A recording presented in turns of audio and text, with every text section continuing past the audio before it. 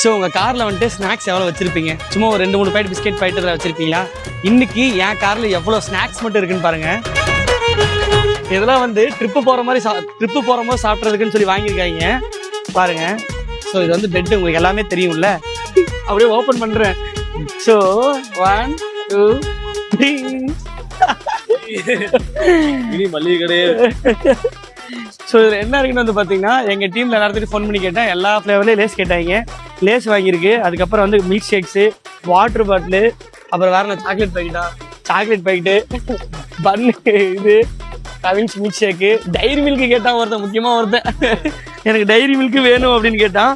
So mini மளிகை கடையே வந்து பார்த்தீங்கன்னா என் பச்சைக்கிளியில் ஆரம்பிச்சிருக்கேன். இதெல்லாம் வந்து ட்ரிப்பு போகிற வரைக்கும் சாப்பிடாம இருப்பானுங்களா? என்ன ட்ரிப்பு போகிறதுக்கு 1 வாரம் இருக்குது, அது வரைக்கும் இது சாப்பிடாம இருப்பாங்க. யாரா நம்புவீங்களா?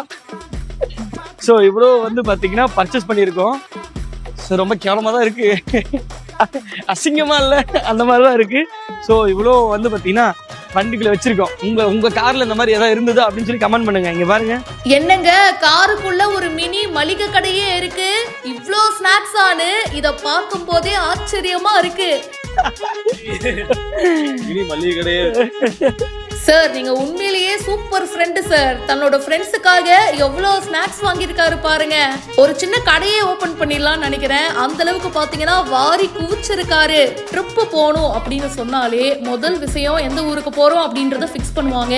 அதுக்கப்புறமா போகும்போது என்னெல்லாம் சாப்பிட எடுத்துட்டு போலாம் அதுதான் நிறைய பேர் பிளான் பண்ணுவோம்ல. இங்கேயும் அப்படிதாங்க நடந்திருக்கு. கார்ல போறோன்றது முடிவாயிடுச்சு.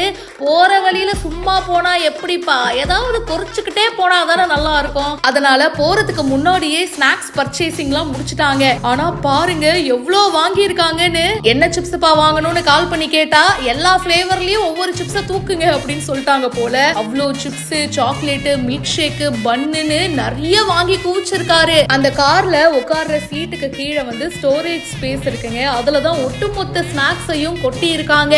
என்னப்பா எடுக்க வந்துகிட்டே இருக்கு, இவ்வளோ ஸ்நாக்ஸ் ஆனு வியக்க வச்சிருக்காங்க. உண்மையிலேயே இவருக்கு பெரிய மனசு தான். ஃப்ரெண்ட்ஸுக்காக எவ்வளோ வாங்கி கொடுத்துருக்காருப்பா. இந்த வீடியோவை வசந்த் டைரிஸ் அப்படின்றவரு ஷேர் பண்ணியிருக்காரு. நீங்க சொல்லுங்க, நீங்களும் உங்களோட ஃப்ரெண்ட்ஸோட ட்ரிப்புக்கு போறதுக்கு முன்னாடி இதே மாதிரி ஸ்நாக்ஸ் ஷாப்பிங்லாம் பண்ணியிருக்கீங்களா? கமெண்ட் பாக்ஸ்ல மறக்காம ஷேர் பண்ணுங்க.